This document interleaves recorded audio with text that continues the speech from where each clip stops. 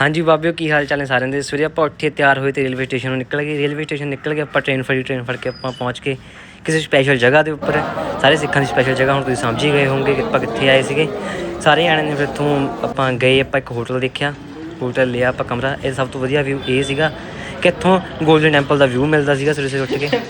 ਭਾਜੀ ਅਮੀਰ ਬੰਦੇ ਭਾਜੀ ਫੋਨ ਤੋਂ ਕੀ ਯੂਜ਼ ਕਰਦੇ ਆ ਭਾਜੀ ਸਵੇਰੇ ਸਵੇਰੇ। ਉਹਦੇ ਵਿੱਚ ਸਿੱਟੋ ਵਾਲੇ ਪਾਣੀ 'ਚ।